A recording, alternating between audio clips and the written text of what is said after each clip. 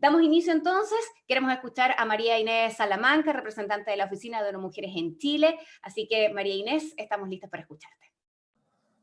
Muchas gracias, Rayén, por la presentación y esta introducción. Bueno, primero, buenos días a todas y a todos quienes hoy día nos acompañan en este día, y que para nosotros es muy importante poder mostrar estos datos que ya estamos muy emocionados de poder compartir, de un trabajo que hicimos en forma intensa y que estuvo participando y liderando Francisca. Quisiera saludar a Patricia, a Valentina, a Jessica, a Karen y a todas las que han estado apoyando. Saludar también a Milleray también, que está ahí. Bueno, y contarles que desde el Programa para la Autoestima es una iniciativa que nosotros venimos desarrollando desde el año 2016 y que hemos trabajado en el fortalecimiento de la autoestima en niños y adolescentes. Y ahí hemos trabajado con distintos establecimientos educacionales, y aprovecho también de agradecer a todos los representantes y las representantes de establecimientos educacionales que hoy han mostrado un compromiso y mucho interés, diría, en participar en un estudio como este. Así que también aprovecho de agradecer a las escuelas y liceos que han estado apoyándonos. Y lo que hemos estado haciendo a partir de una perspectiva integral, hemos estado reconociendo, identificando aquellos factores sociales, culturales, que inciden también en el desarrollo de las adolescentes, cuál es el impacto que tienen los estereotipos de género, y un tema muy importante, que estamos ahora justamente en el mes de conmemoración para eliminar la violencia contra las mujeres y las niñas, que es justamente el día de mañana, y hemos estado trabajando este tema también con establecimientos educacionales, y debo decir que siempre yo creo que nos ha planteado un desafío, que tenemos que escuchar mucho más también a los docentes, a las directoras y directores de escuela, porque tienen muchísima experiencia, pero también una necesidad fundamental de poder acceder a herramientas para poder abordar distintos temas, desde la autoestima de los jóvenes, de poder trabajar el tema del liderazgo, poder trabajar el tema de eliminación de los estereotipos de género, y por supuesto aquellas situaciones de riesgo en las que se pueden encontrar muchos niños y niñas en el país. Durante este año hemos visto la preocupación, y altísima preocupación, cómo la violencia basada en el género ha aumentado como consecuencia de la crisis del COVID-19, y ha sido combinada también con distintas otras tensiones, con las tensiones económicas, sociales y las medidas también del confinamiento. Y esta preocupación lo hemos visto, no es solamente un fenómeno en Chile, sino que lo hemos visto un aumento de la violencia a nivel global, y de hecho los primeros países que empezaron con las medidas de confinamiento, hubo un aumento gigante independiente del nivel de desarrollo de los países.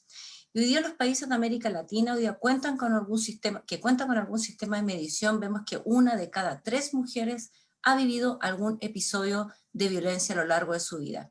Cifra que hemos visto ahora, y que hay un aumento, y yo creo que pronto vamos a tener también estudios de medición real de cómo ha sido este impacto en la región. En Chile, por ejemplo, al mes de abril del año 2020, o sea, al inicio, digamos, de las medidas de confinamiento, ya el Ministerio de la Mujer y la Equidad de Género estimó un aumento de un 70% en las llamadas a los servicios de atención y orientación para los casos de violencia contra las mujeres. Estos datos sería muy bueno conocer cómo ha sido este aumento durante todo el proceso del confinamiento y duración de la pandemia, ¿no? Por otra parte, también lo que vemos es que el cierre de los establecimientos educacionales, el tema de los accesos a recursos económicos, el acceso a la alimentación, ha aumentado el riesgo de la violencia para las niñas, incluyendo también lo que hemos visto a nivel mundial, un aumento del acoso sexual, y también un aumento de situaciones de abuso, deserción escolar, y también a nivel mundial hemos visto un aumento del matrimonio infantil, que eso también es algo que habrá que poner y hacer esfuerzos por los estados para poder eliminar todavía algunas incluso barreras legales hoy día que existen para poder eliminar el matrimonio infantil. En particular, hablando sobre la violencia en plataformas digitales, hoy día vemos que en la medida que el tiempo que permanecemos en línea, la exposición virtual de las mujeres, niñas y adolescentes aumenta cuando se tiene acceso a Internet, por supuesto, ya sea por la vía del teletrabajo, la educación a distancia, el teleactivismo o los espacios de ocio. Hay indicios a nivel global que también se ha intensificado la ciberviolencia y el ciberacoso en los espacios virtuales como las redes sociales, los chats, los servicios de de teleconferencia y también en las plataformas de los videojuegos. Yo creo que eso es un área que aunque creamos las niñas sí están presentes y hay mucha violencia en esos espacios. Y estas alertas nos levantó la necesidad de realizar esta encuesta que se llama Violencia Digital, Autoestima y Experiencias Virtuales de Niñas y Adolescentes en Chile, y ver cómo este impacto hoy día y los resultados van a ver que tienen desarrollo, tienen relación con el autoestima de las jóvenes y dan cuenta también de un riesgo y sobreexposición que hoy día tanto niñas y adolescentes tienen ante determinadas manifestaciones de violencia, como es el caso de la ciberviolencia sexual.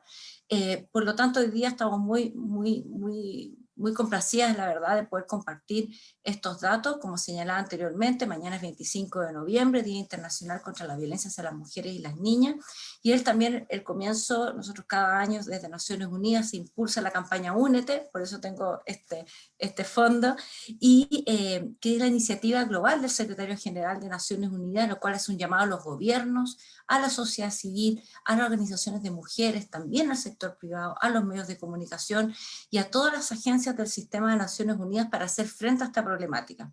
La violencia contra las mujeres es una pandemia que está en la sombra y que crece también en medio de esta otra pandemia que es el COVID-19 y necesitamos sin duda un esfuerzo conjunto. Junto a esto quisiera invitarles, son 16 días de activismo que llamamos, comienza el 25 de noviembre y cierra en el mundo, digamos, el 10 de diciembre, que es el Día Internacional de los Derechos Humanos. Pero yo creo que en el caso de Chile podemos extenderlo más, porque como en Chile ya se definió y se decidió el Día Internacional, el Día Nacional contra el Femicidio, podemos extender, ¿cierto?, hasta el 19 de diciembre, que eso también, digamos que es una señal y yo creo que nos permite poder posicionar también ciertos temas como lo que es el femicidio, ¿no? Uno de los pilares más importantes que nosotros vemos en el trabajo por la eliminación de la violencia contra las mujeres es la importancia de levantar datos, recoger datos y estadísticas. Y eso, estadísticas que permitan poder visibilizar las distintas manifestaciones de violencia. Y yo creo que todavía estamos en una deuda súper grande, y no solamente en Chile, de poder tener datos, poder tener mayor información de los distintos tipos de violencia. Por eso es muy importante la encuesta que hoy día, con todos los desafíos que vamos a poder contarles un poco lo que significa poder levantar información y datos de lo que es la violencia en los espacios digitales, creo que es por lo menos un paso inicial y que quisimos ponerlo en relevancia hoy día. Hoy día vemos que el avance de las tecnologías, la manera de relacionarnos durante el periodo de la crisis sanitaria ha dejado en evidencia que el mundo digital requiere con urgencia acciones y políticas de prevención, sanción, atención y contención para casos de violencia de género que sucede en este espacio, en particular para experiencias de violencia hacia niñas y adolescentes. Y también cómo podemos involucrar a las instituciones educativas, ya que son parte de los principales espacios, ¿no?, de socialización para niños y niñas y adolescentes, y sabemos que se ha visto particularmente afectada también por la implementación de clases virtuales, y también vamos a tener ahí unos datos bastante interesantes del impacto que ha tenido y la violencia que se ejerce también en estos espacios de clases a distancia. Entonces también ahí tenemos datos que realmente nos llaman mucho la atención. Hoy día debemos avanzar porque no tenemos leyes que aborden los derechos de las mujeres ante casos de ciberviolencia, y es importante avanzar, lo hemos dicho ya reiteradas veces, avanzar hacia una ley integral para eliminar la violencia de género. Hoy día tenemos una ley que está en discusión, ¿cierto?, todavía, que es la ley por una vida libre de violencia, y necesitamos avanzar para que contemos con una ley integral que reconozca los distintos tipos de violencia, pero también cuente con el financiamiento que es adecuado. Hoy día tenemos un llamado al secretario general de Naciones Unidas para aumentar los recursos, el financiamiento en particular en la prevención. Muchas veces tenemos países con muy buenas leyes, pero cuando se trata de implementarlas y el financiamiento adecuado para llevarlas a cabo, hoy día todavía estamos con unas brechas gigantes, y acá tenemos un llamado importante, porque no queremos que la pandemia sea una excusa para una pausa, para poder atender la violencia de género. Y acá lo que podemos ver en distintos países es que pueden haber restricciones presupuestarias, pero la verdad es que hacer llamados para no cortar los recursos que signifiquen poder eliminar este flagelo. Entonces, finalmente, para ir cerrando, recordar también que todos tenemos un papel para prevenir y poner fin a la violencia contra las mujeres y las niñas, así que invitamos a todos a difundir estos resultados y buscar también estrategias conjuntas y también hacer desde lo que podemos hacer desde cada persona, poder también prevenir la violencia en estos espacios. Así que muchas gracias. Gracias, María Inés, por esta introducción y, por cierto, por comprender también el contexto, que no podemos olvidarlo. A ratos pareciera que la pandemia no está ocurriendo, ha sido extenso y sigue estando esto presente, y por lo tanto también sigue habiendo una marca muy relevante en los espacios digitales, que se han vuelto en gran medida los espacios de mayor lugar, tanto de aprendizaje como de trabajo, y probablemente eso también se va a reflejar en la encuesta. Bueno, es lo que queremos conocer justamente a través de los datos que han logrado ser levantados, así que le vamos a pedir a María Francisca Valenzuela, de ONU Mujeres, que es la coordinadora de este programa para la autoestima y además asesora temática de violencia contra las mujeres y niñas, que nos pueda dar entonces luces respecto de lo que ustedes han podido levantar como datos y que podamos conocer esos resultados. María Francisca, te escuchamos. Muchas gracias, Rayan. Me gustaría compartirles pantalla para mostrarles la presentación que tenemos para compartir el día de hoy.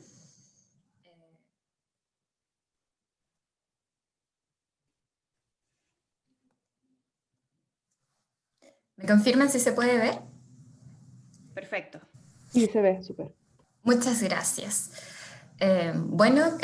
Soy María Francisca Valenzuela, coordinadora del programa para la autoestima y asesora en temáticas de violencia de ONU Mujeres. Y el día de hoy les quiero compartir los resultados de la encuesta Violencia Digital, Autoestima y Experiencias Virtuales de Niñas y Adolescentes en Chile.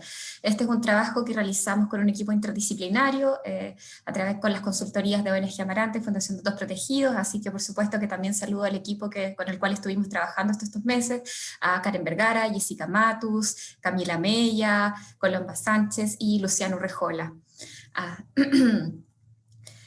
Esta encuesta tiene 3 objetivos principales. El primero era conocer la percepción de riesgo y seguridad en los espacios digitales de las niñas y adolescentes. En segundo lugar, analizar las experiencias de violencia que viven las niñas y adolescentes en los espacios digitales y su relación con la autoestima.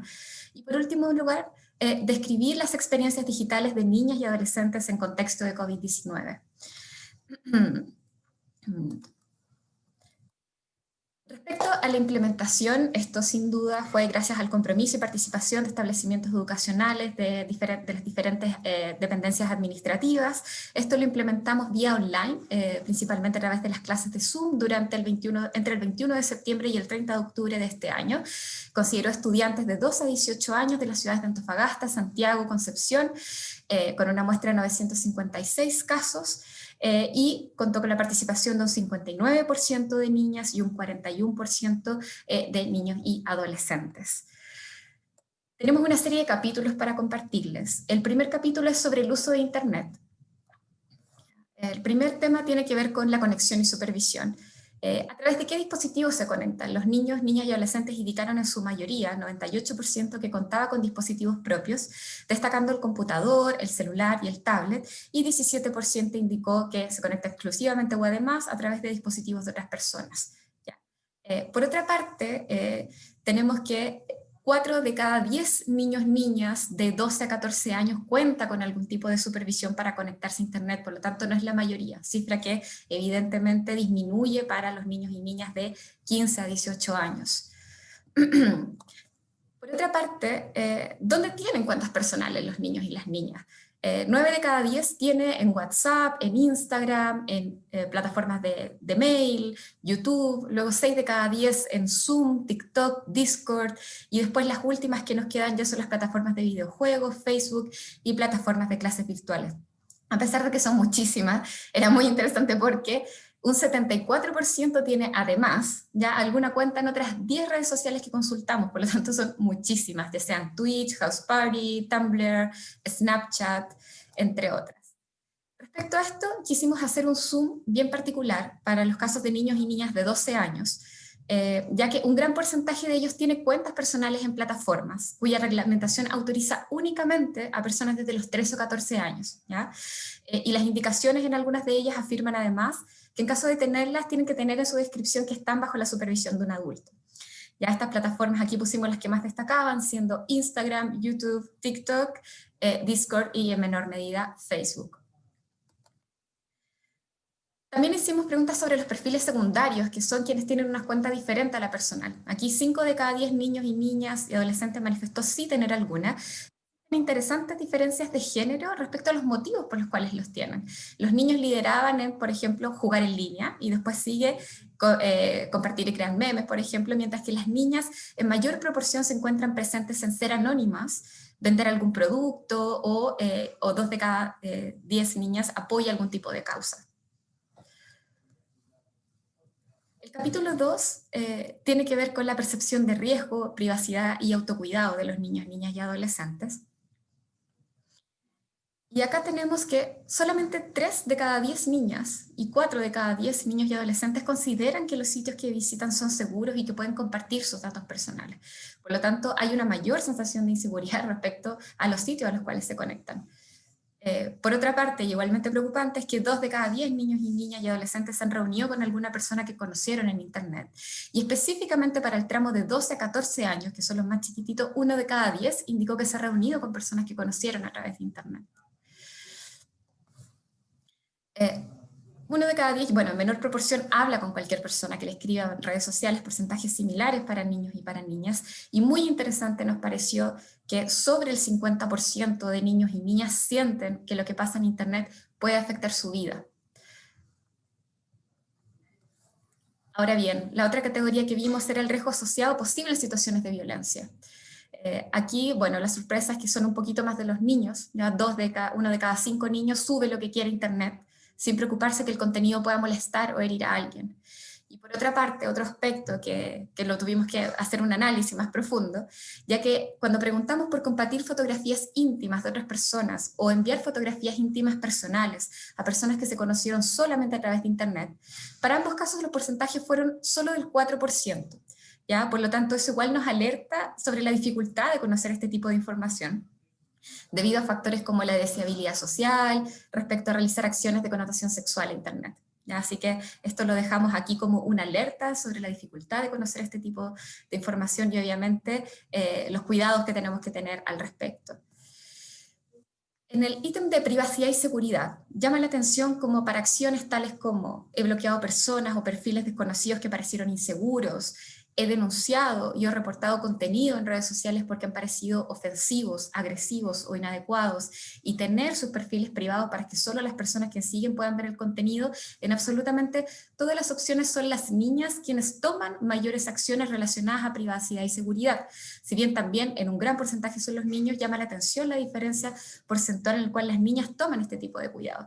Y obviamente aquí podemos hacer varios análisis sobre los temas de construcción de género, ¿cierto? Y los riesgos asociados a las niñas, donde tenemos esta educación relacionada al tener que cuidarse mucho más, a la seguridad relacionada a los temas de violencia, entre otras cosas que podemos ir infiriendo a partir de este estudio. Hicimos otras preguntas interesantes, como por ejemplo si compartían alguna cuenta en redes sociales con alguien más. Llamó la atención que más niñas que niños compartían la cuenta con alguien más, un 34%, y de quienes sí la compartían, ya 7 de cada 10 lo hacía con algún amigo o amiga, ya que en ambos casos para niños y niñas que sí comparten, lideraba esta opción.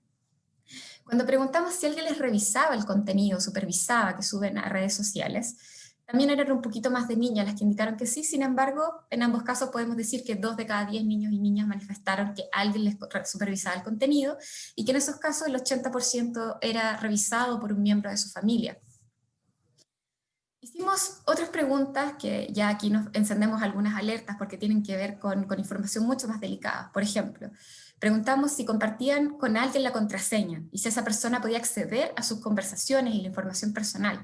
También era un poquito más de niñas, 21% de niños, 27% de niñas, y sin embargo es interesante como de quienes sí compartían la contraseña, las niñas comparten en igual medida con sus familias que con sus amigos y amigas, ¿ya? Cosa que para los niños es un poquito más diferente, ellos lo hacen más con sus familias.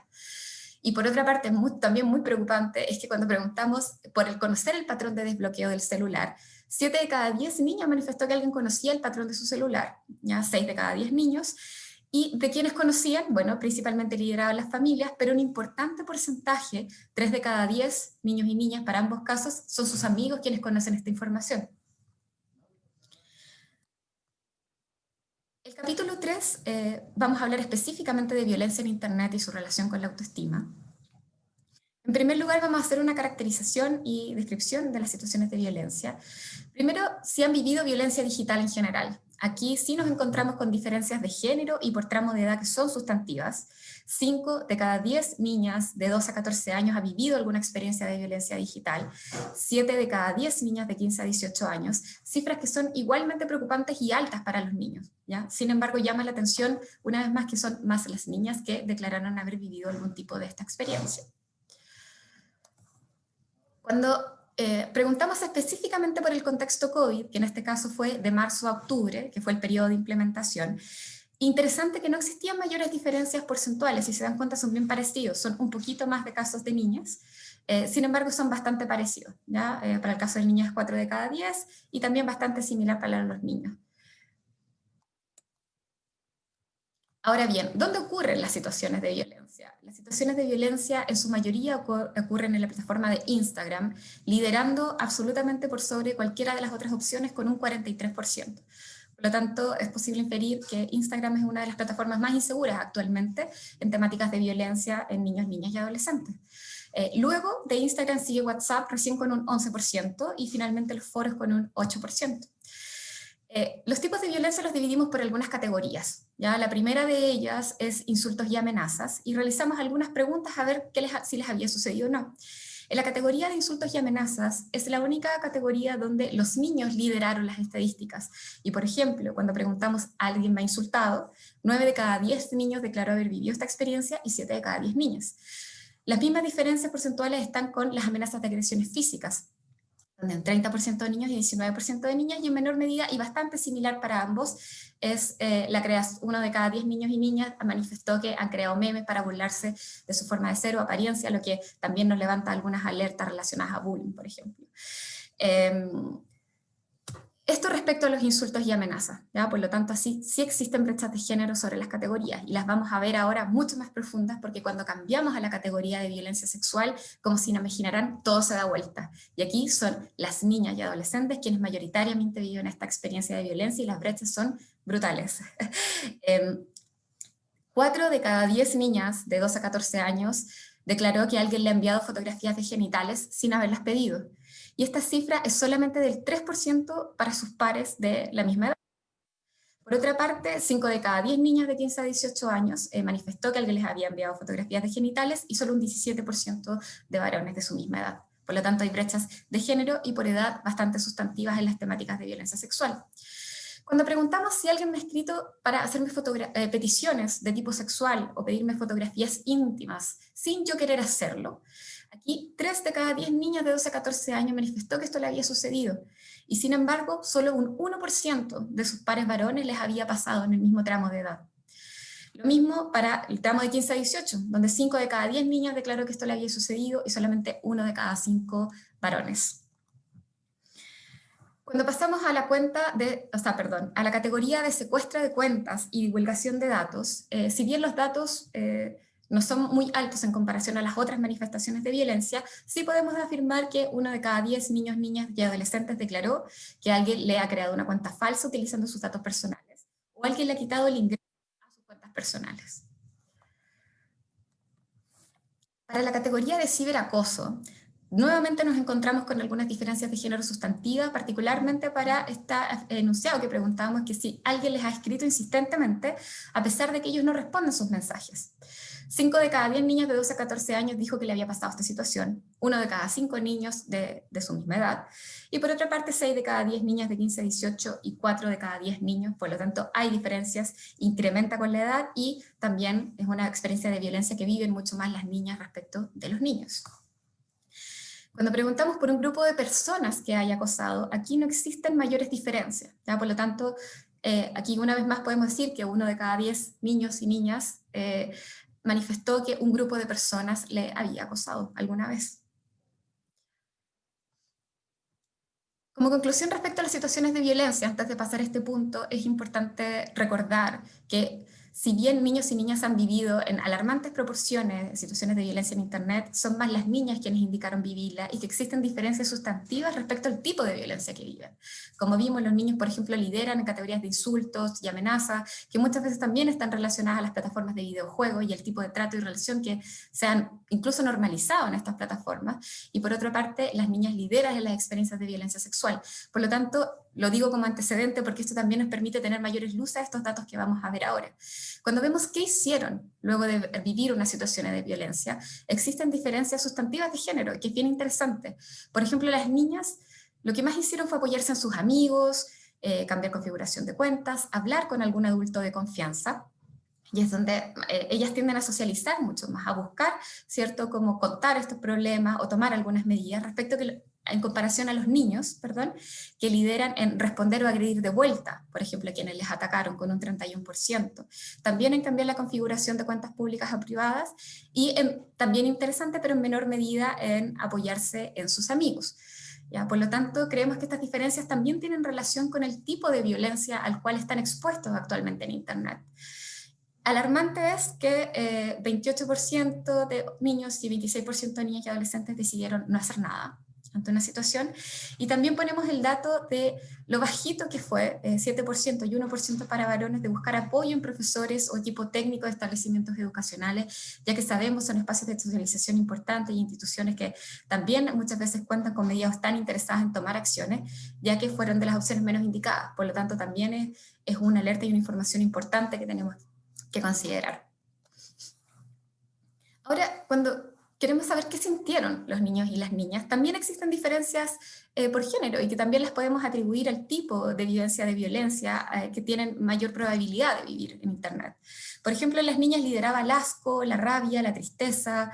Interesante que el 30% manifestó que le daba risa, pero después sigue el miedo, la ansiedad, vulnerabilidad, vergüenza, ¿cierto?, culpabilidad. Y alarmante es que 1 de cada 10 niñas que vivió alguna experiencia de violencia digital pensó en hacerse daño a sí misma, cifra que solamente era del 2% para el caso de los niños. Ahora, cuando nos pasamos a los varones, es muy interesante las emociones, porque ellos lideran el le dio risa, no sintieron nada, y después sigue la rabia, el asco, la tristeza. Entonces, acá es muy interesante afirmar cómo la vivencia de violencia es diferente para los niños y las niñas, y que también esto tiene relación con el tipo de violencia al cual ellos se encuentran mayoritariamente expuestos, como vimos anteriormente. Cuando pasamos a los temas de autoestima, que bueno, uno de los focos principales de este programa, a nivel general implementamos, ¿cierto?, esta escala, y el grupo más crítico en temáticas de autoestima son las niñas de 12 a 14 años, de las cuales un 44% manifestó tener autoestima baja, indicó tener autoestima baja, siendo el grupo más crítico, digamos. Luego de eso le sigue las mujeres de 15 a 18 años. Sin embargo, volvemos a concentrarnos en las niñas de 12 a 14, ya que si vemos en comparación a los niños de su misma edad, la diferencia entre autoestima baja, 44%, y los niños de su misma edad, 17%, es una brecha bastante importante. Por lo tanto, es una diferencia que es interesante considerar. Ahora, ¿qué pasa cuando cruzamos la autoestima con las vivencias de violencia digital? Para estos casos es súper interesante porque quienes no han experimentado violencia en Internet, las cifras de autoestima baja disminuyen. ¿Ya? De un 44% de niñas que tenían autoestima baja, cuando solamente nos centramos en los casos que no han vivido violencia en Internet, disminuye a 39%, y crecen las cifras de autoestima elevada. Para todos los casos, 39%, de 44 a 39, y acá bajamos también al 27%. Sin embargo, siguen siendo, por supuesto, las niñas quienes lideran en tener peores autoestimas respecto a los niños. Ahora bien, ¿qué pasa cuando pasamos a quienes sí han vivido alguna experiencia de violencia en Internet? Y aquí nos encontramos con el efecto contrario. 5 de cada 10 niñas entre 12 a 14 años que ha vivido alguna manifestación de violencia en Internet tiene autoestima baja, ¿ya? Y esta cifra también crece para las niñas de 15 a 18 años, que son un 42%. Crecen en todos los casos, sin embargo, en las niñas y adolescentes se agudiza. Por lo tanto, existe una relación entre las niñas y adolescentes que han vivido episodios de violencia y sus niveles de autoestima. Y cuando se preguntó ¿Cómo les afectó las experiencias de violencia digital? Un 28% de las mujeres indicó que sintieron que afectó su autoestima. Ahora, el capítulo cuarto tiene que ver con las experiencias digitales en contexto COVID-19. Y aquí, cuando preguntamos por las experiencias de clases virtuales, nos encontramos con diferencias de género y edad bastante interesantes. Cuando consultamos si se han sentido agobiados por las clases virtuales, son las niñas, para ambos tramos de edad, de 2 a 14 y de 15 a 18, quienes manifestaron sentir más agobio. Y quienes lideran aquí son las niñas de 15 a 18, donde 9 de cada 10 manifestó que se ha sentido agobiada por las clases virtuales. Lo mismo cuando preguntamos por vergüenza en prender la cámara. Aquí, más que por edad, nos encontramos con diferencias de género sustantivas, ¿ya? 8 de cada 10 niñas de 2 a 18 años manifestó que les daba vergüenza prender la cámara. Cifra que es igualmente alta para los varones, como podemos ver. Sin embargo, hay diferencias estadísticas sustantivas entre los niños y las niñas. Ahora, por último, cuando preguntamos por experiencias de Zoom bombing, que son todos los ataques que existen ante las clases virtuales, seminarios, todas estas instancias online, como esta, por ejemplo, nos encontramos con diferencias interesantes a nivel de diferencias de edad, ¿ya? Y aquí 1 de cada 5 niños y niñas de 2 a 14 años indicó que una persona desconocida se conectó y envió contenido agresivo o obsceno en alguna de las clases virtuales. Y esta cifra disminuye para los tramos de edad de 15 a 18.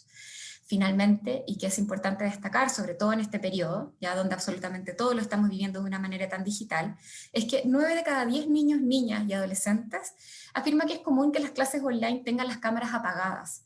Así que actualmente esa es la manera en que principalmente están haciendo clases, que sabemos ha sido una dificultad para muchos docentes, e incluso para la sensación de bienestar en las mismas clases de los niños. Así que este dato sin duda revela parte de la realidad que se está viviendo actualmente en el país. Finalmente, respecto a las experiencias de COVID, en estos datos no encontramos mayores diferencias de género, pero sí cifras bastante preocupantes. ¿Ya? El 38 y 40% sintió que durante la pandemia las personas están más agresivas en Internet que antes. Y alarmante es que 73% de las niñas, 76% de los niños han sentido que estar más tiempo conectado a Internet ha afectado su estado de ánimo de manera negativa. Finalmente, y habiendo una pequeña diferencia de género, más niños que niñas han sentido que la gran cantidad de información de la pandemia disponible ha afectado su estado de ánimo de manera negativa.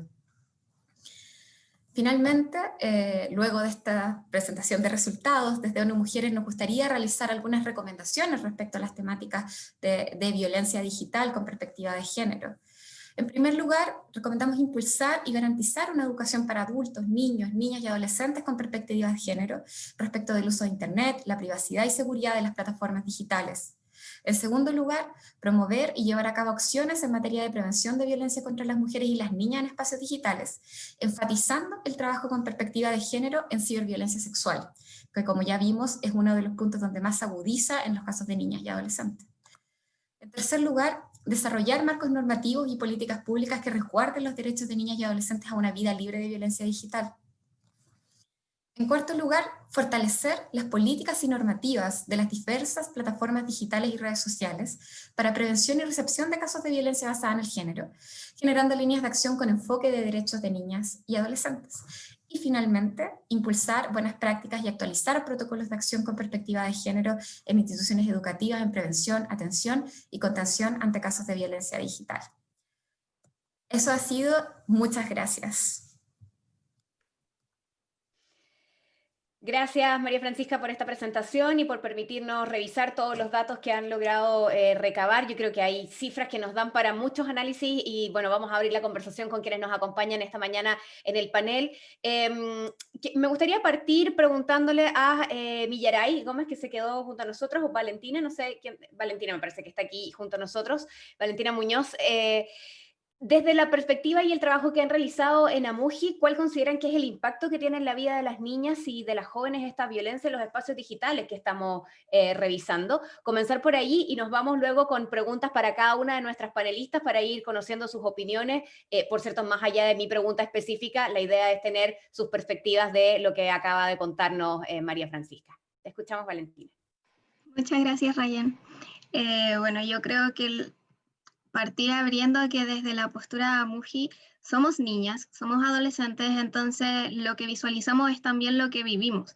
Entonces la postura es mucho más cuática porque conversamos y tenemos opiniones súper compartidas cuando hablamos con chiquillas, como, por más que uno vaya, no sé, a dar la charla sobre ciberacoso, sobre inteligencia artificial, en realidad es algo súper compartido, es de par a par. Y yo, desde mi postura igual como de activista por los derechos digitales, me impacta mucho el hecho de que la mayoría trata del ambiente de los medios digitales como si fuera una realidad paralela, como si lo que pasa ahí es algo nuevo, es algo distinto de lo que pasa en nuestra realidad, cuando en realidad eso ya es parte de nuestro día a día, es parte de nuestra vida.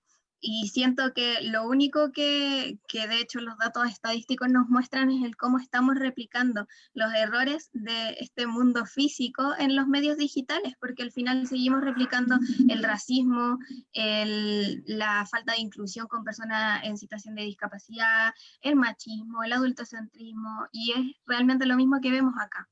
Creo que el mayor impacto tiene que ver con precisamente lo que Francisca nos mostraba en los datos, que es el cómo en las niñas impacta en el autoestima, porque al final uno ve como si las cosas que pasan en las redes sociales pasaran lejos, muy, muy lejos, pero en realidad ¿dónde están las redes sociales? Están aquí en nuestros celulares. Entonces cuando alguien me ataca desde aquí, me está atacando desde mi casa. Está dentro de mi casa, está dentro de mi pieza, está dentro de todo. Y sabe mi cara y sabe los lugares a los que voy, los amigos que tengo, las cosas que me gustan. Es un ataque directo. Y creo que eso es lo que yo puedo visualizar más directamente, es una transgresión al espacio seguro y al espacio personal también. Entonces, creo que es importante que derribemos esta barrera como de que el mundo digital es un mundo aparte del nuestro y empezar a concretizarlo, a decir que las cosas que pasan en los medios digitales no son algo distinto a lo que pasa ahora, no son un problema del futuro, son cosas que están pasando hoy y que tienen una repercusión directa y violenta, no es una violencia simbólica, es una violencia directa en las niñas y es un problema de género en estos momentos. Tenemos que, como decían los consejos de ONU Mujeres, generar políticas públicas, generar redes como ONG Amaranta, como Datos Protegidos, como AMUJI, redes de mujeres, redes de programadoras, porque cuando empecemos a nosotras tomar acción en el cómo se difunden, se crean, se gestionan estas redes, es cuando nosotras también podremos hacer que estas redes sean más inclusivas y más diversas y más seguras para las niñas también. Gracias, Valentina. Quiero darle la palabra a Patricia Muñoz, defensora de la niñez, que está junto a nosotros, verlo también desde la perspectiva del derecho, pero pensaba, Pati, en lo difícil que es abordar temáticas en el campo digital cuando en el espacio físico más tradicional han ocurrido durante tanto tiempo estas situaciones y ha costado tanto avanzar en erradicarla o en ponerle límite cuánto más puede costar en estos espacios digitales. No sé cómo lo ves además desde tu experiencia y, por cierto, de los espacios que tienen que ver desde el derecho con la protección de la imagen, de la integridad de los datos de las niñas. Sí, mira, la verdad, primero que todo felicitar esta intervención de ONU Mujeres, este trabajo, también a las comunidades que participaron. Creo que es enormemente valioso y necesario levantar información. Y sobre todo cuando se le pregunta directamente a quienes pueden ser afectados por esto, ¿no? No que en definitiva seamos los mismos adultos los que estamos pensando lo que en realidad les está pasando a las niñas y a las adolescentes y creemos que es lo que están viviendo, sino que cómo les damos espacio a niños, niñas y adolescentes para plantearlo de manera directa. Y en ese sentido, sin duda, tú, Rayen, lo describes muy bien, y la Vale también de alguna forma lo decía. Finalmente, el tema de la violencia y la exposición y el riesgo al que se ven expuestos niños, niñas y adolescentes no solo está en la realidad física, sino que también en las realidades digitales. Y sin duda ahí tenemos brechas que es necesario que abordemos con bastante urgencia, particularmente en algo que también María Francisca revelaba, ¿no? Tenemos que tener dentro de lo que se analiza la posibilidad de cómo concebimos la intervención y la interacción por medios digitales de niños, niñas y adolescentes como una realidad que vino a quedarse, no como algo que necesariamente debe ser planteado en términos de amenaza, pero que sí requiere un cuidado y un trabajo desde el punto de vista de la protección que es imprescindible. En ese sentido, Jessica indudablemente nos dará ahí luces de lo que tiene que ver con la protección de datos, que es un tema muy relevante y que, convengamos, en Chile no se ha desarrollado en términos generales y menos con una acuciosidad suficiente y una profundidad y rigor suficiente respecto de la protección de datos de niños, niñas y adolescentes.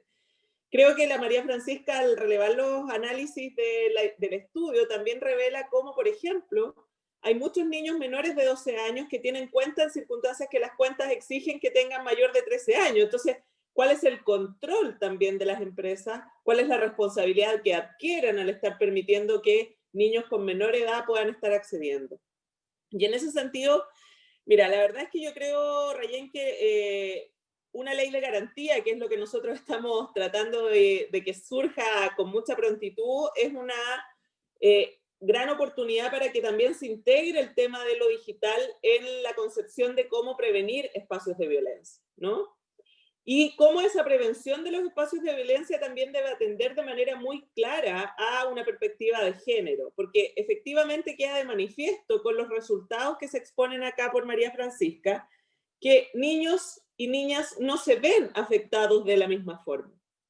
No se ven vinculados tampoco con las redes y su uso de la misma forma. Y por lo tanto, desde ahí hay un desafío que tiene que ver con cómo nos hacemos cargo de relevar los espacios de autocuidado, de protección, que nos parecen relevantes, pero que cómo eso también se trabaja desde la perspectiva de género, haciendo un énfasis específico en aquello que tiene que ver con el cuidado y la protección y la prevención directamente relacionada con las niñas y con las adolescentes, precisamente porque son espacios diversos en los cuales se produce una alteración mayor y donde se produce una afectación que es distinta. O sea, este dato de que 1 de cada 10 niñas se quiso hacer daño a sí misma por haber sido víctima de alguna situación de violencia es particularmente grave y necesario de abordar con mucho rigor desde el punto de vista de la prevención. Entonces, yo me concentraría en eso, en cómo podemos construir en la misma línea de la ley de garantía, y por cierto también, obviamente, nuestra Constitución debiera tener un parámetro específico en relación con la protección de datos, con una profundidad mayor cuando se trata de niños, niñas y adolescentes, pero cómo aprovechamos esa ley de garantía que está en tramitación para poder lograr que esa también integre con la suficiente capacidad de incorporar la perspectiva de género estos ámbitos de prevención que son tan necesarios y urgentes, ¿no? Porque en el fondo esto es un tema de ahora, no es un tema que podamos pensar y en el cual más adelante veamos, sobre todo si es que vamos a seguir en una situación como la que estamos enfrentando, donde la pandemia no se va y donde la situación del vínculo con lo digital es permanente en nuestras vidas. Prueba de ello es que este seminario lo estamos haciendo por Zoom, digamos, ¿no? Entonces es una realidad que vivimos en cada momento. Eso diría yo, y valorar muchísimo este trabajo de ONU Mujeres, y ojalá lo podamos potenciar desde la Defensoría de la Niñez. Ellos saben y ellas saben que somos ahí unos aliados estratégicos y que estamos muy atentos a las actividades que van desarrollando. Eso. Muchas gracias. Gracias, Patricia Muñoz, defensora de la niñez, además por el trabajo constante que realizas desde la Defensoría. Le quiero dar la palabra a Jessica Matus, desde la organización Datos Protegidos, esta fundación que hace mucho rato nos viene alertando sobre la necesidad, no solamente de nosotros como usuarios, tener mayores cuidados respecto de lo que ocurre con nuestros datos en el ciberespacio, sino también de las normativas necesarias al respecto. Jessica, me gustaría preguntarte sobre lo que crees que ocurre con la percepción de riesgo en niños, niñas y adolescentes. Veíamos ahí algunas cifras y tus reflexiones respecto a esto. ¿Cómo consideran que puede haber riesgo ahí y de qué manera eso lo vinculamos además con algo que se puede transformar en una variable a la hora de abordar la violencia de género? Hola Rayen, oye, muchas gracias por la invitación, bueno, participando en este informe, en este estudio, Además, muy interesante porque además es un poco darle un seguimiento también a algunos datos que teníamos de antes en relación a la edad en que estaban abriendo cuentas niños, niñas en internet, cuentas en redes sociales. Y yo acá quisiera como mencionar varias cosas, primero que tiene que ver con la edad, con la madurez y autonomía progresiva del niño, niña y adolescente, con la identidad digital como concepto y el consentimiento, ¿ya? Eso creo que como que hay que abordarlo. Un gran porcentaje de niños y niñas de 12 años tienen cuentas personales en plataformas cuya reglamentación autoriza únicamente a personas desde los 13 o los 14 años. Entonces, incluso algunas indicaciones especifican en su descripción que tiene que estar bajo la supervisión de un adulto, y eso no está ocurriendo. Los principales peligros que finalmente entrañan estas redes sociales se relacionan con posibles violaciones a ciertos derechos fundamentales, como el derecho a la intimidad personal y familiar, el derecho a la propia imagen, el derecho fundamental a la protección de los datos, e incluso el derecho al honor, ya que ahí el ámbito es mucho más amplio.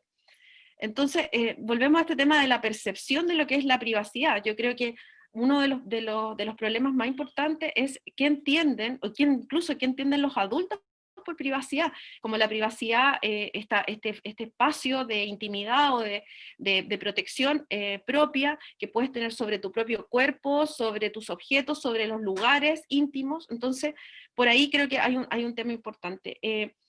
Las violaciones que son de mayor gravedad, que se producen en relación a niños, niñas y adolescentes, es que ellos desconocen las consecuencias de divulgar ya sean fotografías, datos personales más íntimos en una red social.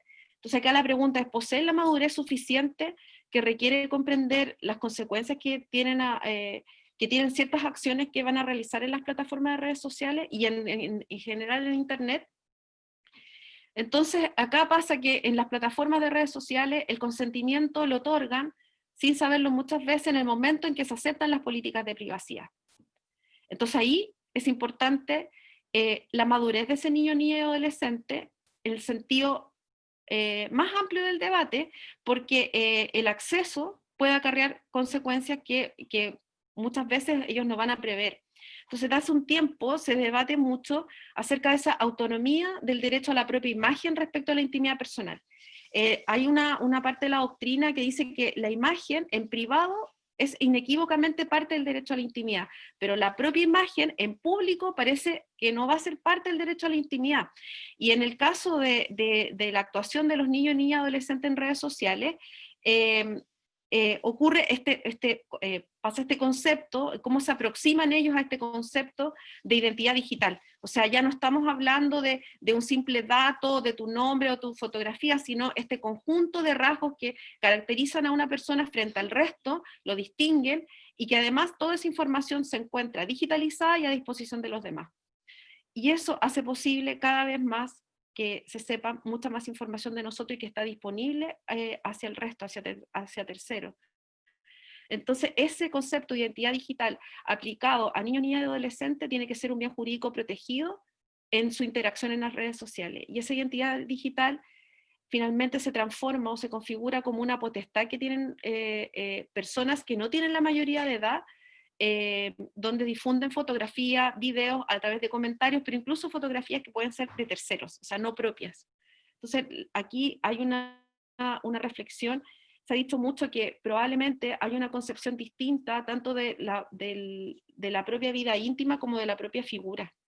Entonces yo no sé si aquí, y esto hay que estudiarlo, me imagino, yo soy abogada, entonces estudiar por qué está pasando, por qué probablemente no estamos transmitiendo de buena manera qué es la privacidad, ¿ya? De cómo protegemos ese espacio íntimo en fotos, en datos, en todo, y cómo se configura y cómo se entiende esta identidad digital. Y esto por qué es importante, y esto probablemente lo podemos hablar después, pero tiene que ver con esta posibilidad que deben tener los niños, y las plataformas tendrían que asegurarlo de alguna manera, de un derecho al olvido digital especial para niños, niñas y adolescentes. O sea, mucha de la información que se encuentra en Internet, que no es posible borrarla, los niños y niñas y adolescentes deben tener esa posibilidad de poder solicitar a las plataformas que esa información sea borrada, y como un derecho específico, distinto al derecho simple de cancelar los datos, de suprimir esos datos de Internet, etc. Entonces creo que por ahí va un poco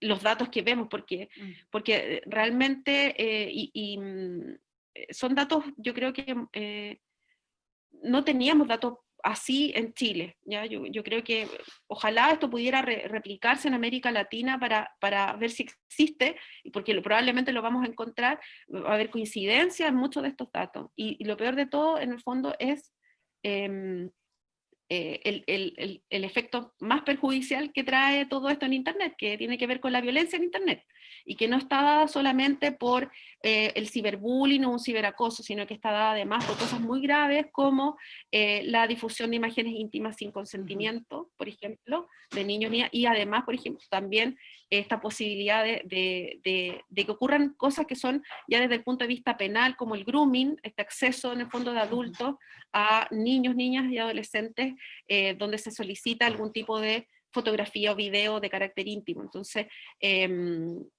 creo que por ahí va un poco la reflexión. Gracias, Jessica. Dan muchas ganas de hacerte muchas preguntas al respecto. Yo sé que ustedes además han sido parte de este estudio, así que te agradezco además por esa información siempre disponible para quienes están alrededor de este tema. Y que ojalá fuera cada vez más masiva porque es necesario, estamos todos insertos en ese espacio. Quiero darle la palabra a Karen Vergara, ella es de la ONG Amaranta, una organización que por cierto ha trabajado en campañas y distintas acciones con enfoque de género en la materia de prevención y erradicación de lo que venimos hablando, que es la violencia en los espacios digitales. Karen, quiero preguntarte cómo ha sido tu experiencia trabajando este tema en Chile, rescatar un poco de esas vivencias y cuáles crees que son los principales desafíos a propósito de lo que vemos, esta percepción de riesgo de la que hablaba Jessica recién, tal vez no se ha comunicado de la manera adecuada. ¿Cuáles crees que son esos desafíos y la experiencia que ustedes como ONG han tenido? Gracias por la pregunta, Rayen, y bueno, saludarlas nuevamente a todas y a quienes nos están viendo en estos momentos. La experiencia de ONG Amaranta, que es una ONG que partió hace poco más de 2 años, ha sido bien intensa en estos temas. Junto a mi compañera Cecilia Ananías, ya veníamos investigando estos temas hace algún tiempo en conjunto con Datos Protegidos y con otras organizaciones. Y este año sacamos un proyecto que se llama Aurora, y dentro del proyecto Aurora quisimos visibilizar nuevas cifras sobre la violencia que estaban enfrentando mujeres, tanto cis, trans, no binarias en Internet, y las cifras calzan mucho con lo que vimos ahora en la presentación de María Francisca. Un 73,8% de las mujeres señaló haber vivido algún tipo de violencia en estos espacios, y dentro de este mismo proyecto en Aurora decidimos elaborar también estrategias de contención. Estamos subiendo todo el tiempo tutoriales sobre seguridad digital, sobre contenido con enfoque feminista, y nos ha tocado contener muchos casos de violencia en estos espacios, tanto de niñas y adolescentes como también de mujeres adultas, de todas las edades en el fondo. Y nos damos cuenta que hay varias cosas que están pasando. Por un lado, siento que se ha despolitizado mucho el término, ¿cierto?, sobre lo que están viviendo niños, niñas y adolescentes en Internet. Hemos visto en numerosas campañas a nivel gubernamental que se habla muchas veces de ciberbullying, que para nosotras es un término que no refleja, ¿cierto?, la dimensión de lo que se está viviendo en estos momentos.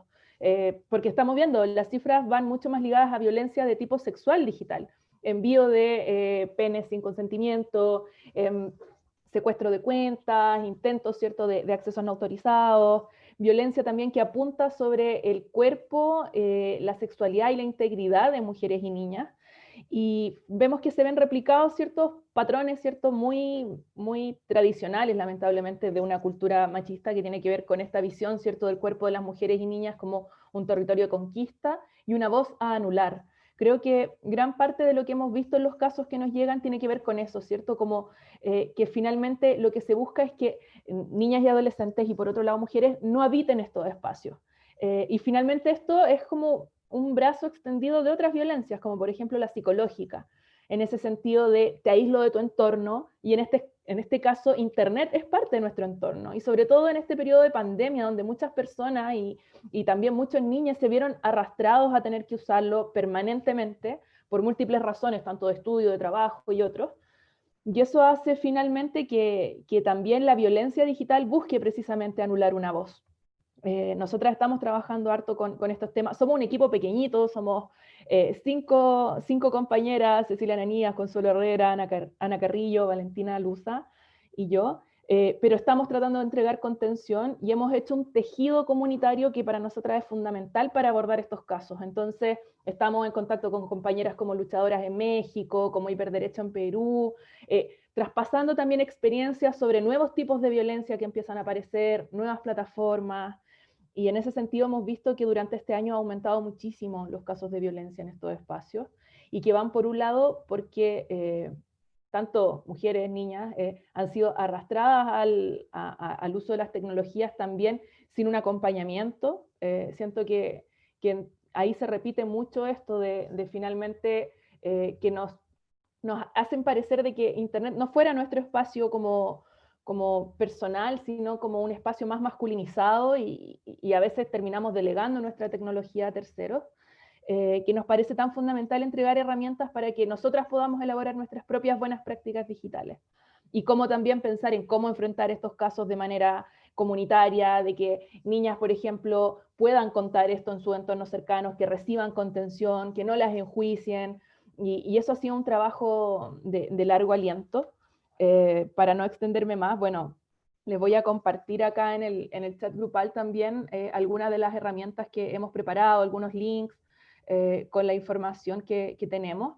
Y respecto a la experiencia que hemos tenido trabajando en colegios últimamente, con grupos Scout y entre otros, también creemos que es súper importante, algo que decían las compañeras de Amuji también hace un rato, que esto no sea una discusión adultocentrista, ¿cierto? Que esto siempre vaya de la mano con la opinión de niños, niñas y adolescentes. Y ahí creo que, como decía, potenciar el tejido comunitario para contener estos casos es fundamental. Gracias, Karen, además por esas reflexiones y por sumarte a esta conversación. Nos quedan algunos minutos para terminar y como queremos también mirar hacia el futuro, porque estos datos que tenemos son del hoy, pero están siendo protagonistas justamente niños, niñas y adolescentes, que son parte de ese futuro inmediato. Creo que sería interesante revisar de qué manera creen ustedes que se podrían entregar algunas recomendaciones, ya sea para los mismos niñas, y adolescentes, o bien para padres que están en este entorno o tutores que están en este entorno y que tal vez eso nos podría dar algunas luces de cómo guiar este espacio. Me gustaría comenzar con Millaray, que no la hemos escuchado y que está también conectada esta mañana. Millaray de Amuji, ¿te escuchamos? ¿Algunas recomendaciones y datos sobre esto? Sí, yo creo que algo básico es empezar a difundir cuáles son los medios que uno tiene para defenderse en caso de violencia digital. Por ejemplo, que está muy poco visibilizado en Internet o en Instagram, por dar un ejemplo, y uno puede restringir cuentas, el cómo bloquear algo que quizás una publicación que no quiero ver, dejar de ver historias de alguien más, que los demás dejen de ver mis historias, etcétera. Este tipo de herramientas deberían difundirse, enseñarse muy explícitamente y que las personas así nos informemos y aprendamos, porque uno no sabe en qué momento voy a recibir una foto que no pedí o un comentario que no necesito y que me llegó. Entonces, estas cosas son tan básicas y deberían difundirse libremente como lo hacen muchas organizaciones, y ya desde la perspectiva de Amuji quizás hemos estado trabajando hace un tiempo en esto, de empoderar a las chicas, que restringamos esta cuenta, que hagamos esto otro. A Muji le han llegado comentarios muy malos en publicaciones, en especial cuando subimos una publicación, me acuerdo específica, de Ámbar, nos llegaron unos comentarios horribles porque subimos una publicación en Chile, cómo se defienden a las niñas. La compartió la Cotineja, muchas chicas, y nos llegaron comentarios muy malos y dijimos, wow, ¿qué hacemos? ¿Los respondemos o los borramos? Y dijimos, mejor borrémoslo, ¿para qué nos vamos a calentar la cabeza? Porque al final no vale la pena, pero sí fue fuerte ver que eran comentarios solo de hombres y eran comentarios horribles sobre una niña y nos afectó mucho. Entonces, como por ejemplo, este ejemplo, válgase la redundancia, no debería pasar. Más que nada eso. Gracias, Millaray, por esa reflexión también y por compartir esa experiencia. Quiero seguir sobre esta misma línea de las recomendaciones y tomar lo que decía Millaray de difundir los espacios que hay para, por ejemplo, defenderse de aquello o las acciones que se pueden tomar. Patricia Muñoz, me gustaría también pedirte algunas reflexiones respecto a eso, si existe realmente ese espacio de protección y cómo vislumbras ese camino también de las recomendaciones para sobrellevar esta situación.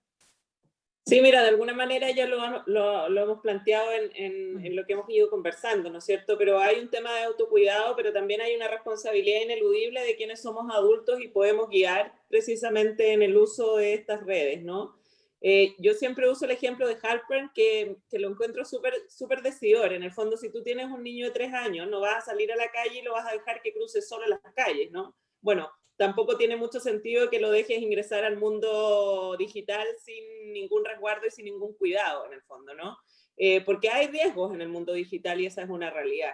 Yo creo que es muy importante visibilizar y reconocer a los niños, niñas y adolescentes como sujetos de derecho. Jessica hacía un énfasis muy importante en el tema de la autonomía progresiva, pero como también los adultos no podemos evadir la responsabilidad que ahí nos cabe en nutrir efectivamente de la información debida para que el cuidado sea una realidad.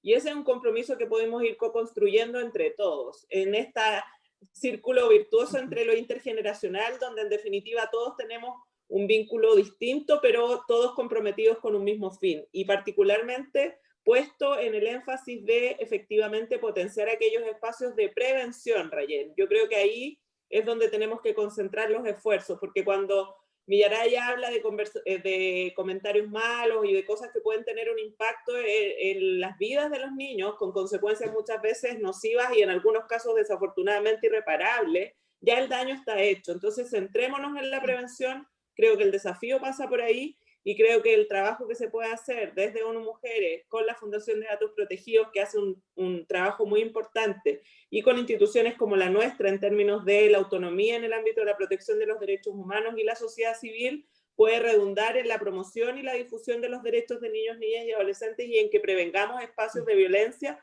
donde sin duda el mundo digital también tiene algo que decir y tiene que hacerse cargo, ¿no es cierto?, de que ese es un espacio donde aquello se puede producir. Y por supuesto, como Defensoría de la Niñez, disponibles para recibir de cualquier niño, niña, adolescente, denuncia o algo que se relacione con alguna situación que en este punto de vista le pueda estar afectando. Gracias, Patricia Muñoz, por esas palabras también, por esas recomendaciones. Sigo en esa misma senda de recomendaciones. Jessica Matus, que además nos manda aquí por interno algunas cosas fantásticas para revisar sobre estudios que se han hecho respecto de esto, y lo que significa mezclarlo también con los espacios de libertad de expresión de niños, niñas y adolescentes, que es muy interesante mirarlo también desde esa perspectiva. ¿Qué se puede hacer? ¿Qué recomienda Datos Protegidos, Jessica? Mira, yo un poco... cuando hablamos siempre del autocuidado, que por supuesto es importante, la responsabilidad de los padres por el deber y el deber de educar a sus hijos, además de ser una facultad, hay otro tema que tiene que ver con la responsabilidad del Estado, como en virtud del derecho internacional de los derechos humanos. O sea, el Estado está obligado a promover espacios libres de discriminación, en igualdad. Y por otro lado, las empresas, o sea, las empresas ya sean nacionales como transnacionales que proveen servicios de Internet, tienen un papel importante en el combate y la prevención de la violencia de género, en línea contra las mujeres. Entonces, ahí los estados tienen la obligación de exigir a esas empresas que se tomen las medidas apropiadas para prevenir y eliminar toda forma de discriminación. La violencia de género en Internet es una forma de discriminación. Entonces, creo que ahí el Estado es lo primero, y esto no está pasando. O sea, el Estado no se está haciendo cargo. Lo primero es que no tenemos encuestas. O sea, esta encuesta es levantada por ONU Mujeres, no una encuesta levantada desde el Ministerio de Educación, desde el Ministerio de la Mujer. Nosotros en particular hemos tocado muchas puertas para poder avanzar en esto. De hecho, hay un proyecto actualmente en que a mí me está tocando colaborar con la Unión Europea para América Latina, que lo lidera México para Colombia, también Perú y Uruguay, que tiene que ver con violencia de género en Internet, y buscar otras alternativas, porque otros tipos de protección, acá las agencias de protección de datos, por ejemplo, si aplicamos un enfoque de género, podrían estar teniendo algún rol importante para prevenir la violencia de género, y no solo prevenirla, sino que también reaccionar. Y la forma en que reaccionan es exigiéndole a las plataformas determinadas acciones, como por ejemplo que si se publica una imagen sin consentimiento de carácter íntimo, esa información tiene que ser dada de baja dentro de un plazo. Hay un proyecto bien interesante en España, de la Agencia Española de Protección de Datos, donde su directora, Mar España, ella levantó un proyecto que se llama Canal Prioritario, donde las plataformas se les exige que dentro de un plazo de 24 horas, un plazo de horas, cierta información tiene que ser dada de baja cuando pudiera afectar la protección de los datos, la privacidad de niños, niñas y adolescentes. Entonces buscamos en el fondo ese tipo de opciones para que ocurran también en el resto de América Latina. ¿Por qué esto pasa en Europa? Porque Europa tiene un nivel de protección distinto en materia de privacidad. Entonces vemos dos tipos de distintas categorías de personas y de protección a las personas en el ámbito de su privacidad y de su libertad, de su protección de los datos. Entonces acá, bueno, es urgente que darle tramitación al proyecto de ley en Chile. Hay un artículo de la ley se refiere justamente a la edad de niños, a la protección de los datos de niños y adolescentes, porque, ojo, que esto no tiene que ver con la edad que yo tengo, la edad suficiente para abrir una cuenta, una cuenta en una red social, tiene que ver con el tratamiento de los datos. O sea, si yo abro una cuenta en una red social no significa que yo tengo derecho a expresarme simplemente, sino que la plataforma está captando mucha información de ti, perfila personas y también perfila niños. O sea, por algo las plataformas lo que buscan es que una persona que entre a una plataforma se mantenga en esa plataforma toda la vida. Imagínate la capacidad que tiene de perfilar a un niño. Por eso existen, por ejemplo, un Facebook Kids, que después, cuando el niño crece, se transforma en otra cosa. Bueno, Facebook ya, digamos, los niños ya no están en Facebook, están en otras plataformas. Entonces, esto es un suma y sigue, pero si el Estado en relación a niños no establece, por ejemplo, la obligación de tener dentro de las mallas curriculares en la educación, temas de alfabetización digital con un enfoque de género. O sea, eso no va a ser posible si es que no, o sea, la tendencia va a ir empeorando con el tiempo si no se toman los resguardos necesarios hoy. El rol institucional que sin duda vuelve a ser parte de la discusión y que es fundamental. Gracias, Jessica, por ponerlo además dentro de la discusión. Karen, cerramos contigo. ¿Nos das algunas recomendaciones desde ONG Amaranta que te gustaría compartir? Sí, para nosotras, como lo decía hace un rato, lo más fundamental también, junto con estar constantemente como activistas, ¿cierto?, presionando a estas grandes compañías también para que hagan ciertos cambios y levantar cifras también, que es un tema tan complejo en países donde este tipo de cosas no se subvenciona. Creo que la experiencia es compartida respecto a que hemos tenido que salir a hacer proyectos internacionales o en otros lados, porque acá el tema todavía no se aborda con la importancia que merece. Pero por otro lado, como lo decía, tenemos que apuntar a la resiliencia comunitaria, al trabajo en equipo, a apuntar a una educación no sexista, y en ese sentido creo que es fundamental no traspasarle a niños, niñas y adolescentes que este tipo de situaciones puedan ser su culpa, que es algo que todavía sigue siendo una barrera a la hora de contar lo que están viviendo. Sobre todo cuando hablamos de ciberviolencia sexual, ¿cierto? Porque además tiene este componente que aparece en las cifras, ¿cierto? De me sentí culpable por lo que pasó. O quise causarme autolesiones, entre otros. Entonces, creo que fundamental es también que lo abordemos de forma comunitaria, que entendamos que este no es un tema que lo aprendemos en un taller y se queda ahí y no necesitamos actualizarlo. Esto es un tema en el que hay que estar constantemente actualizándose, informándose, compartiendo con la comunidad. Creo que el tejido que podemos elaborar en conjunto puede ayudarnos a superar, ¿cierto? Y acompañar a las niñas que están viviendo este tipo de violencia, y también a las mujeres adultas y a quien lo esté viviendo en el fondo. En ese sentido también recomiendo, han estado saliendo algunas campañas de un proyecto de ley que se llama No Más Violencia Digital, que pretende también abordar estos temas y que lo hemos trabajado entre varias organizaciones y con una bancada bastante transversal de diputados y diputadas. Porque creemos que el tema acá es súper importante concientizar. Y también, como lo decía hace un rato, entender de que niñas y adolescentes lo viven de forma distinta, porque va ligado precisamente a su identidad sexual, a su expresión de género, a la voz, ¿cierto?, que quieren tener en ciertos espacios, y por lo mismo es importante contenerlas, apoyarlas y construir en conjunto con ellas. Así que eso, muchas gracias por la invitación. Gracias, Karen.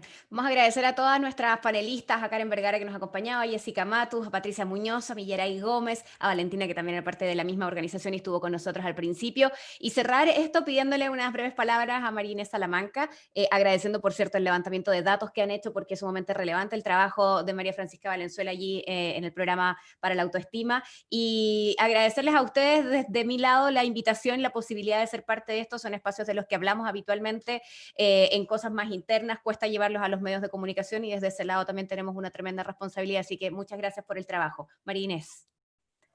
No, solamente para finalizar, agradecer a todas las panelistas, porque realmente es muy, muy potente el trabajo que están haciendo, Datos Protegidos, Amaranta, Muji. Yo creo que fundamental el trabajo con las organizaciones, y veo que que tienen muchos estudios, hay mucha información y que yo creo que hay que potenciar el trabajo en esta área. Así que no, yo agradecer y también agradecer al equipo ONU Mujeres y a María Francisca Valenzuela, que ha estado también liderando esto y hemos estado empujando esto. Y así que muy contenta con este resultado y con las tremendas expositores, y muchas gracias también a ti, Rayen, por acompañarnos hoy día, y a Patti, por supuesto. Gracias a todas. Ojalá que nos veamos pronto. Y un dato, esto queda disponible en el sitio de ONU Mujeres. Quienes nos están viendo, ¿cómo pueden acceder a esta información, al material que está levantado? Va a estar en la página web de ONU Mujeres, pero por mientras pueden encontrarlo ahora en las redes sociales, y ahí Francisca va a poder compartir también por acá la presentación también. Eso, para que quede disponible. Sí. Exactamente, antes de desconectarnos voy a ver si la puedo dejar enviada y si no, cuanto antes va a estar disponible para todo el mundo. Así que muchas gracias. Gracias a todas, nos vemos pronto, que tengan un buen día y gracias a quienes se han sumado y han participado también. Chao, chao.